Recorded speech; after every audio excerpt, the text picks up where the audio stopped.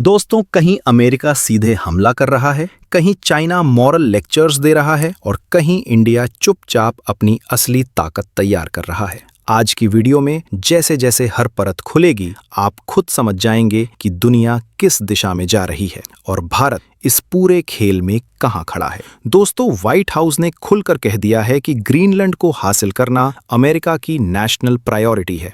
और इतना ही नहीं, अमेरिका ने यह भी कहा है कि अगर जरूरत पड़ी तो मिलिट्री ऑप्शन भी इस्तेमाल किया जा सकता है। अमेरिका कहता है आर्कटिक इलाके में रशिया और चाइना की मौजूदगी बढ़ रही है और ग्रीनलैंड इस पूरे रीजन की पोजीशन है। यहां तक कहा गया कि यूरोप और डेनमार्क इसे संभाल नहीं पाएंगे। दोस्तों, ये बयान सिर्फ बयान नहीं है, ये दिखाता है कि अब बड़ी ताकतें सीधे ये कहने लगी हैं, हमें ये जगह चाहिए क्योंकि हमें स्ट्रेटेजिक फायदा चाहिए। और जब एक देश खुले तौर पर टेरिटरी की बात करने लगे तो सवाल उठता है, क्या दुनिया फिर फोर्स बेस्ड ऑर्डर की तरफ जा रही है? डेनमार्क की प्रधानमंत्री मेटे फ्रेडरिक्सन ने खुलकर अमेरिका को चेतावनी दी है कि वो ग्रीनलैंड को लेकर जो बयान दे रहे हैं उस पर तुरंत विराम लगाएं। फ्रेडरिक्सन ने कहा है कि ग्रीनलैंड पर कब्जा करने की धमकी देना बिल्कुल भी तर्कसंगत नहीं है। उन्होंने स्पष्ट शब्दों में कहा कि अमेरिका का उस पर कब्जा करने का कोई अधिकार नहीं है। उन्होंने अमेरिकी राष्ट्रपति से अपील करते हुए कहा है, इतिहास में करीबी सहयोगी रहे डेनमार्क और ग्रीनलैंड के खिलाफ ऐसी धमकियां देना बंद करें।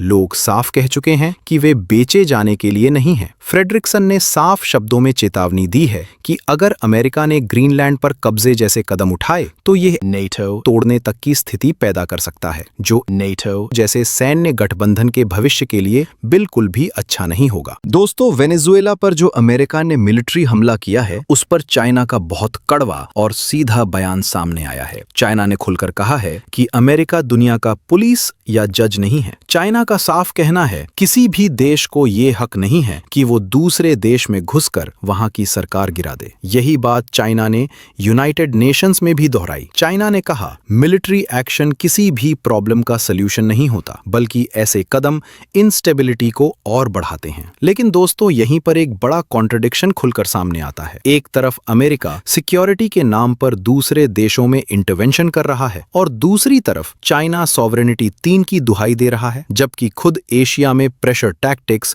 और कोअर्जन का इस्तेमाल करता रहा है। यानी दोस्तों, ये सिर्फ एक्शन और रिएक्शन की बात नहीं है, ये दरअसल मॉरल हाई ग्राउंड की लड़ाई है, जहां हर बड़ी ताकत खुद को सही और दूसरे को गलत साबित करना चाहती है। दोस्तों, इंटरनेशनल सिंगर मैरी मिल्बन ने पीएम मोदी के समर्थन में खुलकर बयान दिया है। उन्होंने कहा, अमेरिका के प्रेसिडेंट इंडिया को लेकर गलत सलाह पा रहे हैं। मैरी मिल्बन ने साफ कहा, पीएम मोदी को किसी फॉरेन लीडर को खुश करने की जरूरत नहीं, उनकी जवाबदेही सिर्फ इंडियन पीपल के प्रति है। उन्होंने इसे लॉन्ग गेम डिप्लोमेसी बताया। दोस्तों, ये बयान इसलिए अहम है क्योंकि ये वेस्ट के भीतर से इंडिया के लिए समर्थन दिखाता है। दोस्तों, जहां दुनिया टेरिटरी और वॉर पर उलझी है, वहीं भारत एक अलग रास्ता चुन रहा है। भारत अपनी पहली इंडिजिनस हाई स्पीड ट्रेन बनाने जा रहा है। डिजाइन लगभग फाइनल है और 2026 के बीच प्रोडक्शन शुरू होने वाला है। ये ट्रेन 250 किलोमीटर प्रति घंटा की रफ्तार से चलेगी और पूरी तरह भारत में डिजाइन और बिल्ड की जा रही है। बोगी से लेकर कंट्रोल सिस्टम तक सब स्टेप बाय स्टेप देश में तैयार हो रहा है। दोस्तों, ये सिर्फ ट्रेन नहीं है, ये सिग्नल है कि भारत डिपेंडेंसी से निकलकर कैपेबिलिटी की तरफ बढ़ रहा है और यही फर्क है भारत और बाकी दुनिया में। दोस्तों, एक इंटरनेशनल स्टडी के मुताबिक अगर चाइना ताइवान पर फुल इन्वेजन करता है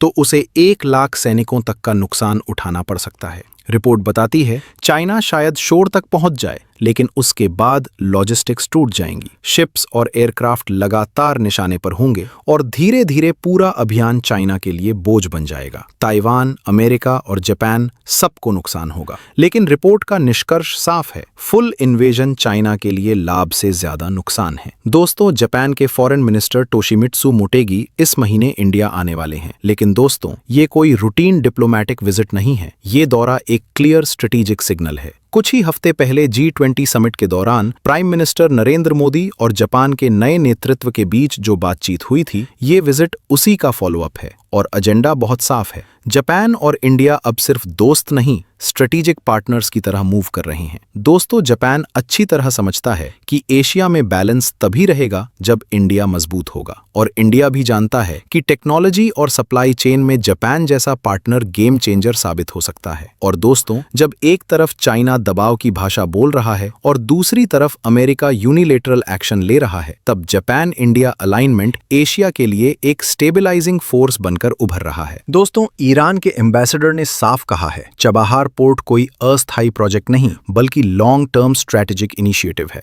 उन्होंने कहा, एक्सटर्नल प्रेशर या सैंक्शंस इस प्रोजेक्ट को रोक नहीं सकते। इंडिया और ईरान इसे रीजनल कनेक्टिविटी का पिलर मानते हैं। चबाहार इंडिया को सेंट्रल एशिया और यूरेशिया तक बिना पाकिस्तान के रास्ते पहुंच देता है। यही वजह है कि ये पोर्ट सिर्फ आर्थिक नहीं, रणनीतिक भी है। दोस्तों, अब एक बहुत दुखद और चिंताजनक खबर, जो इंडिया और खासकर हिंदू समाज के लिए गहरे दर्द की बात है। बांग्लादेश में एक और हिंदू युवक की मौत हो गई है। नावगांव जिले के महादेवपुर इलाके में मिथुन सरकार नाम के युवक को चोरी के शक में भीड़ ने दौड़ा लिया। डर के मारे मिथुन पास के पानी में कूद गया और वहीं डूबकर उसकी जान चली गई। पुलिस ने शव बरामद कर लिया है, पोस्टमार्टम चल रहा है, लेकिन अब तक कोई गिरफ्तारी नहीं हुई है। दोस्तों, ये कोई आइसोलेटेड घटना नहीं है। जैसे जैसे बांग्लादेश में चुनाव नजदीक आ रहे हैं, हिंदुओं के खिलाफ हिंसा लगातार बढ़ती जा रही है। सिर्फ दिसंबर महीने में 50 से ज्यादा घटनाएं दर्ज हुई हैं। हत्या, लूट,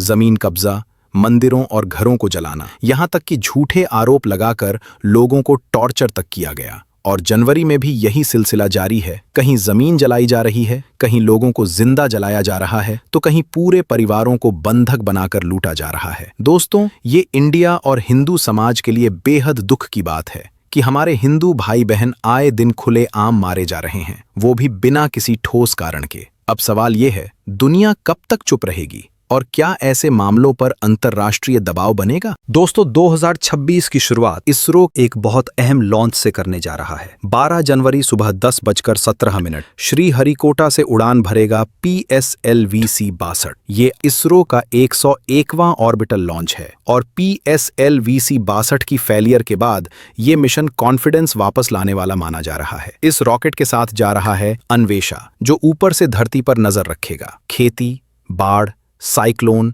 जंगलों की आग और शहरों की प्लानिंग, हर चीज की जानकारी ये सैटेलाइट देगा। इसके साथ 18 और सैटेलाइट्स भी लॉन्च होंगे, जिसमें यूरोप का एक सैटेलाइट भी शामिल है। मतलब साफ है दोस्तों, ये सिर्फ लॉन्च नहीं है, ये इसरो के मजबूत वापसी का संकेत है। प्रधानमंत्री नरेंद्र मोदी ने 7 जनवरी को इजराइल के प्रधानमंत्री बेंजामिन नेतन्याहू से फोन पर बात की और न्यू ईयर की शुभकामनाएं दी। लेकिन दोस्तों, ये सिर्फ फॉर्मल ग्रीटिंग नहीं थी। इस बातचीत में इंडिया इजराइल स्ट्रेटेजिक पार्टनरशिप को 2026 में और मजबूत करने पर चर्चा हुई। पीएम मोदी ने साफ शब्दों में कहा, भारत और इजराइल आतंकवाद के खिलाफ जीरो टॉलरेंस की नीति पर एकजुट हैं। ये 2026 में दोनों नेताओं की पहली सीधी बातचीत थी और इससे पहले दिसंबर 2025 में भी दोनों ने आतंकवाद की कड़ी निंदा की थी। खास बात यह है दोस्तों, ये बातचीत ऐसे वक्त पर हुई है जब मिडिल ईस्ट में गाजा सीज फायर को लेकर हलचल तेज है और नेतन्याहू की भारत यात्रा दोबारा शेड्यूल की जा रही है। मतलब साफ है, चाहे ग्लोबल टेंशन हो या regional instability, India Israel relationship लगातार स्टेबल और मजबूत बना हुआ है। तो दोस्तों, यही फर्क है नॉइज और पावर में। आपका क्या मानना है? फ्यूचर किसका होगा? कमेंट में जरूर बताइए। वीडियो पसंद आई हो तो लाइक करें, शेयर करें और चैनल को सब्सक्राइब करें।